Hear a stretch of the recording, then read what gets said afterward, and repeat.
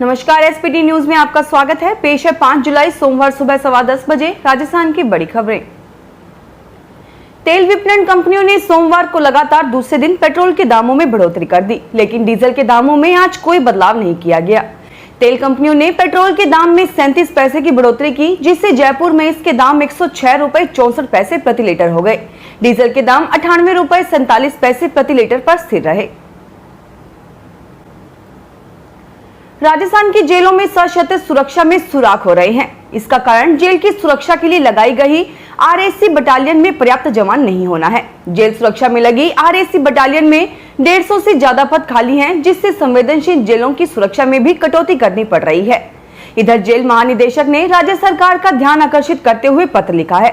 फिलहाल मामला गृह विभाग में विचाराधीन है। दरअसल राज्य में जेलों की सुरक्षा दीवारें दरकने लगी तो सरकार द्वारा जेल सुरक्षा के लिए ही सशस्त्र बटालियन का गठन किया गया। पशुपालकों में स्वस्थ प्रतिस्पर्धा की भावना बढ़ाने, समृद्ध एवं उन्नत नस्ल के पशुओं को रखने और नवीनतम तकनीक के जरिए पशुओं की देखभाल करने के लिए प्रगतिशील पशुपालकों को सम्मानित किया जाएगा। सरकार ने इसके लिए 31 जुलाई तक आवेदन आमंत्रित किए हैं। पशुपालन मंत्री लालचंद कटारिया ने बताया कि अशोक गहलोत सरकार के पिछले कार्यकाल में राष्ट्रीय कृषि विकास योजना के तहत पशुपालक सम्मान समारोह योजना शुरू की गई थी, जिसे पिछली सरकार के कार्यकाल में बंद कर दिया गया था। राजस्थान में महंगाई और पेट्रोल डीजल की कीमतों के खिलाफ 7 से 17 जुलाई तक चलने वाले कांग्रेस के महाअभियान को लेकर पीसीसी की टीम तैयारियों में जुट गई है। अभियान के लिए पीसीसी में कंट्रोल रूम बनाया गया है और लगातार सभी जिला और ब्लॉक स्तर पर पार्टी पदाधिकारियों और कार्यकर्ताओं के साथ संवाद कर जरूरी दिशा निर्देश दिए जा रहे हैं। झारखंड का जामताड़ा देश भर में साइबर जालसाजों का गढ़ है। स्पेशल ऑपरेशन ग्रुप एसओजी के मुताबिक देश भर की पुलिस भी उनके यहाँ साइबर ठगी के मामलों में जालसाजों की तलाश में जामताड़ा में दबिश देती रही है। एसओजी की टीम हरियाणा के आईपीएस हिमांशु गर्ग के जयपुर निवास परिवार से ठगी करने वाले मुख्य साइबर जालसाज कलीम अंसारी की तलाश में कई जगह दबिश दी, लेकिन उसका कोई सुराग नहीं लगा है। जामताड़ा में एसओजी के साथ एक अन्य स्टेट की पुलिस भी साइबर जालसाजों की तलाश में है। इसको देखते हुए बड़ी संख्या में जालसाज इधर उधर भाग निकले। आरसीए को जयपुर में स्टेडियम के लिए जेडीए से भूमि मिल गई है, तो अब आरसीए का पूरा फोकस उदयपुर पर है। आरसीए को उदयपुर में स्टेडियम के लिए अगले 2 सप्ताह में खेड़ा कानपुर में अलॉट की गई जमीन की लीज डीड मिल जाएगी।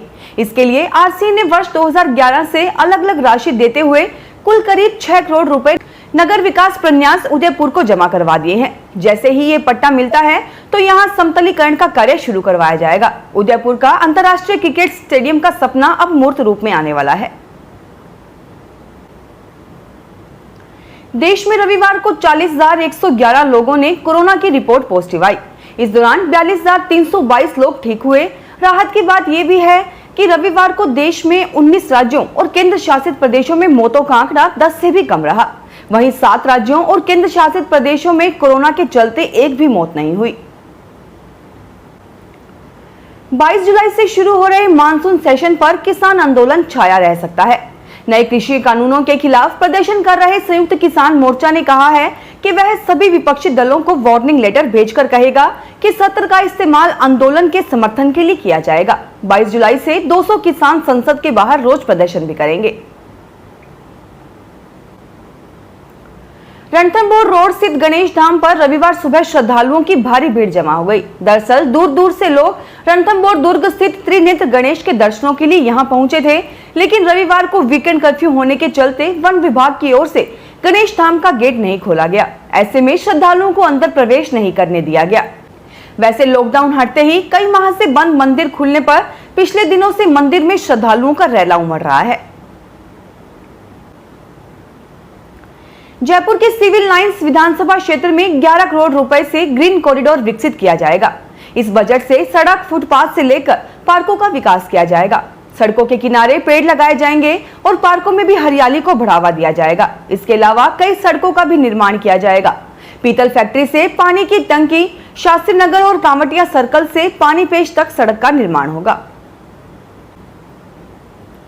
सुप्रीम कोर्ट ने 31 जुलाई तक सभी राज्यों और केंद्र शासित प्रदेशों में one nation one ration card योजना को लागू करने का निर्देश दिया है। 2019 में ये स्कीम तेलंगाना, आंध्र प्रदेश, महाराष्ट्र और गुजरात के पायलट प्रोजेक्ट के तौर पर शुरू हुई। 1 जून 2020 तक इसे पूरे देश में लागू किया जाना था। कोरोना की वजह से इसे अब तक लागू नहीं किया जा सका है, लेकिन इसी कोरोना के कारण इसकी जरूरत को और शिद्दत से महसूस किया गया। अगर ये योजना लागू हो गई होती तो प्रवासी मजदूरों को परेशानी काफी कम हो सकती थी। इसी को देखते हुए सुप्रीम कोर्ट ने कहा है कि हर राज्य 31 जुलाई तक निश्चित तौर पर one nation one ration card की स्कीम लागू करे, ताकि हर प्रवासी मजदूर को देश के किसी भी हिस्से में अपना राशन मिल सके। कोरोना महामारी की पहली और दूसरी लहर ने भारत समेत दुनिया भर में भयंकर तबाही मचाई है। देश में पहली लहर के मुकाबले सेकेंड वेव में फरवरी से 11 मई तक बहुत कम पुरुष अस्पताल में भर्ती हुए थे। हालांकि इस दौरान हॉस्पिटल में होने वाली मौतों का आंकड़ा 3.1% बढ़ गया था। यह दावा एक स्टडी में किया गया है जो दोनों लहर के दौरान अस्पताल में भर्ती मरीजों के क्लिनिकल प्रोफाइल के रिसर्च के बाद सामने आई है। यह study Indian Council of Medical Research, All India Institute of Medical Science और National Centre for Disease Control के एक्सपर्ट्स ने की है। स्टडी के मुताबिक पहली लहर के मुकाबले दूसरी लहर में युवा सबसे ज्यादा संक्रमित हुए हैं। हालांकि दोनों लहर में अस्पताल में भर्ती होने वाले 70% संक्रमितों की उम्र 40 से अधिक थी। यह स्टडी सिर्फ इसलिए की गई ताकि लोगों को पहली और दूसरी लहर के बीच अंतर समझ आ सके। यह सारा डेटा नेशनल क्लिनिकल रजिस्ट्री से लिया गया।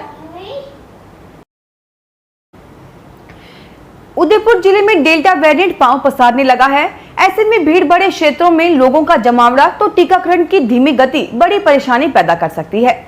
दूसरी ओर लोगों के मन में अब डेल्टा प्लस का भी डर घर करने लगा है। सुखद ये है कि अब तक डेल्टा प्लस हमसे दूर है, लेकिन समझना ये भी होगा कि कब तक। खास बात यह है कि कोरोना से बचने के 2 तरीके हैं, इसमें कोरोना प्रोटोकॉल की पालना तो दूसरा टीकाकरण। हर स्थिति में शहर खुलने के बाद लोग प्रोटोकॉल का कितना पालन कर रहे हैं, इसकी तस्वीर सबके सामने है। तो अब कोरोना से लड़ने के लिए हमारे पास सबसे बड़ा हथियार टीकाकरण है। यदि उसकी चाल धीमी होगी तो बड़ा खतरा पैदा हो सकता है। अजमेर जिले में कोरोना संक्रमण की जांच के लिए वर्तमान में रैपिड एंटीजन टेस्ट पर जोर दिया जा रहा है। रैपिड एंटीजन टेस्ट से मौके पर कुछ ही देर में रिपोर्ट उपलब्ध करवाई जा रही है। चिकित्सा एवं स्वास्थ्य विभाग की ओर से प्रत्येक ब्लॉक को 100 से 150 रैपिड एंटीजन टेस्ट का टारगेट दे रखा है, लेकिन इसमें कोरोना पॉजिटिव न्यून आ रही है। जिले भर में 32,575 किट जारी किए गए हैं, जिनमें से 17,702 का उपयोग कर लिया गया है। 45 साल के पुष्कर सिंह धामी ने रविवार को उत्तराखंड के मुख्यमंत्री की शपथ ली। वे राज्य के सबसे कम उम्र के मुख्यमंत्री हैं। धामी इससे पहले कभी भी मंत्री नहीं रहे हैं। उनके साथ सतपाल महाराज, हरक सिंह रावत, डॉक्टर धन सिंह रावत समेत 11 मंत्रियों ने भी शपथ ली। ये सभी पहले भी मंत्रिमंडल में शामिल थे। फिलहाल इस बुलेटिन में इतना ही। फिर हाजिर होंगे और बड़ी खबरों के साथ। एसबीटी न्यूज के और भी वीडियोस को देखने के लिए हमारे चैनल को सब्सक्राइब करें और नोटिफिकेशन पाने के लिए बेल आइकन को प्रेस करें।